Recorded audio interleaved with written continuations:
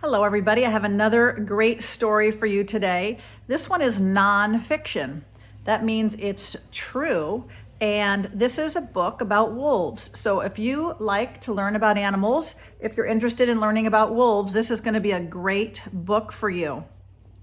It's called Call of the Wolves. So let's take a look.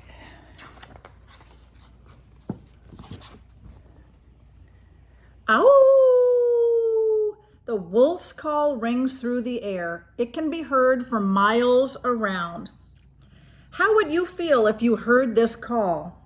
Many people believe that a wolf is an evil animal, like the scary ones portrayed in stories. But these stories are not true. Did you know the real story about wolves? Wolves have roamed the earth for over 1 million years. The most common kind of wolf is Canis lupus, or gray wolf, but not all gray wolves are gray. Hold this up so you can see the pictures really well. No two gray wolves look exactly alike. They can be any color, ranging from white to black, and are different sizes and weights. Look at how different. That one's almost white. Gray wolves from different habitats are often called by other names. Wolves that live in forests are called timber wolves, and tundra wolves or Arctic wolves are the names for wolves that live in cold Arctic regions. Timber wolves, this is a timber wolf, can be black, dark brown, or dark gray. Their coloring makes it hard for them to be seen among the trees. In that picture, it's even kind of hard to see them, isn't it? They kind of camouflage and blend in. That's a timber wolf. The tundra or Arctic wolves, long, thick fur keeps it warm and protects it against the bitter cold winds and ice.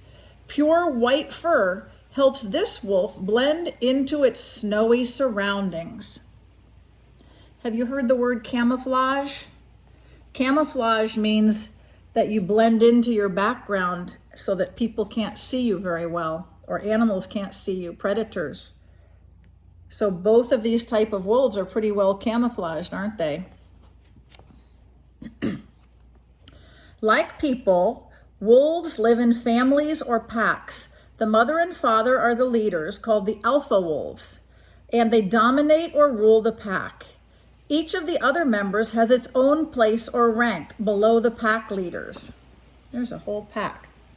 Packs as small as 3 or as large as 30 are made up of a father, a mother, their young, and a few other relatives. Each pack has its own living and hunting area called a territory. The pack leader marks the territory by leaving scent marks. This warns other packs to stay away. In play or in fight, pack members may snarl and bare their teeth, but before there is bloodshed, the lower ranking wolf rolls over on its back to show that it gives up. The least powerful male and female of the female pack members are called omega wolves. Sometimes an omega wolf is forced out of the pack. Now a lone wolf, it must travel long distances to find food.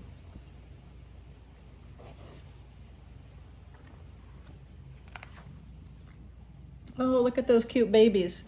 Pups are usually born during the spring. They weigh about 1 pound and cannot see or hear. Newborn pups feed on milk they get from their mother. They are protected by the pack and are hidden in an underground den. There are usually 5 or 6 pups in a litter. At 3 weeks old, the pups are able to go outside, but still sleep in the den where they are safe and can be easily watched. When the pups get older, an adult from the pack carries food to them. The food is sometimes carried in the adult's mouth, but usually it's swallowed and carried in the stomach. This prevents other animals from getting the food. When the adult reaches the pup, it spits up the food or regurgitates into each pup's mouth. All pack animals take care of the pups. At least one wolf is left to babysit the pups while the rest of the pack looks for food. This babysitter is taking the pups from the den to a place nearby where they can play. Oh, this is the babysitter taking pups somewhere for a nice little walk so they can play. Month-old pups tumble and wrestle amongst themselves. This is partly play, but it also determines which male and which female are the betas, or strongest puppies. The betas only dominate other puppies, but as time goes by, the betas become adults. They may one day lead the pack. The pups' playful tugging is one way for them to learn how to use their strong jaws and sharp teeth. This is practice for the hunt. When the pups are full grown, they will have to know how to catch, hold, and eat their prey.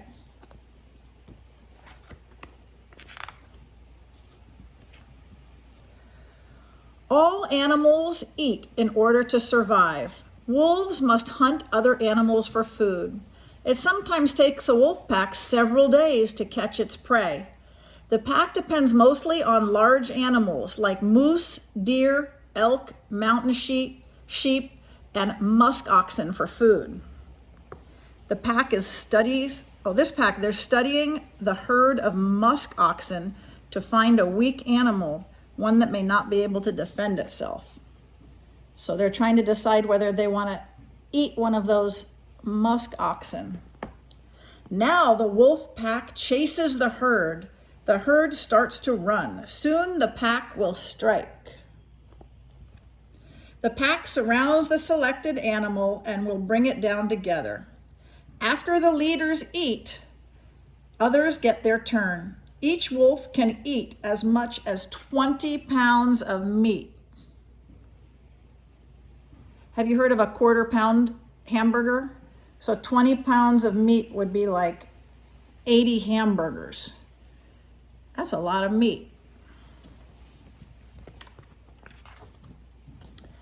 What makes a wolf such an able hunter?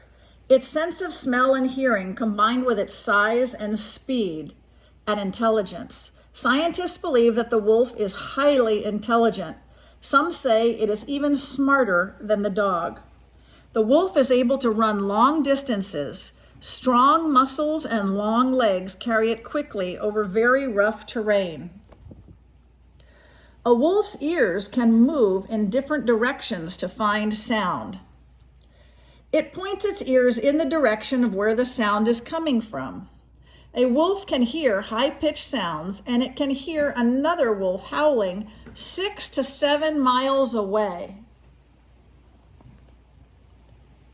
Some scientists believe a wolf's sense of smell is more than 1,000 times better than a person's.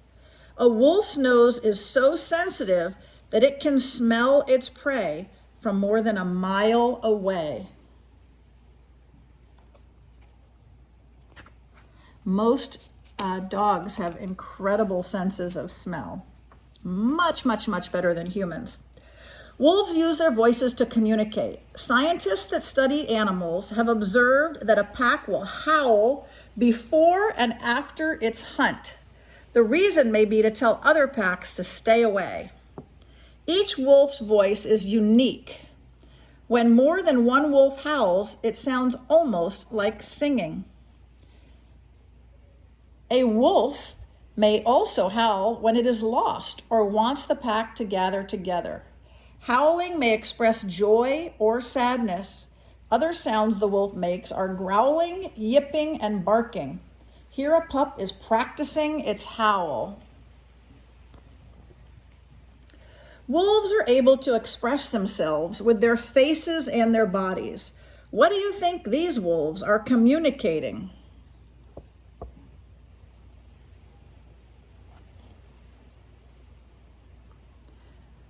What do you think they're communicating with their faces and their bodies? The lower-ranking wolf lowers its head and licks the face of a higher-ranking wolf pack member.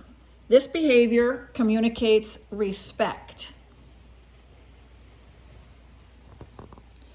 The wolves' tails are up and their bodies are relaxed. They are playing. Some scientists believe you can see the wolves' happy expressions on their faces when they play. Can you?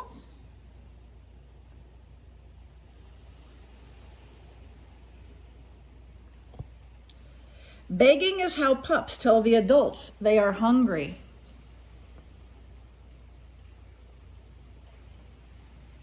Snarling, baring teeth, and a tense, crouched body with the tail down show anger.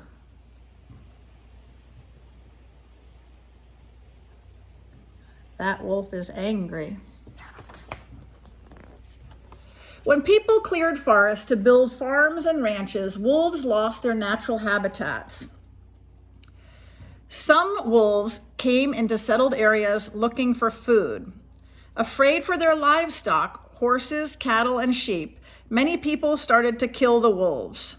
Scientists went looking for wolves that were left to try to protect and study them, but very few wolves were found.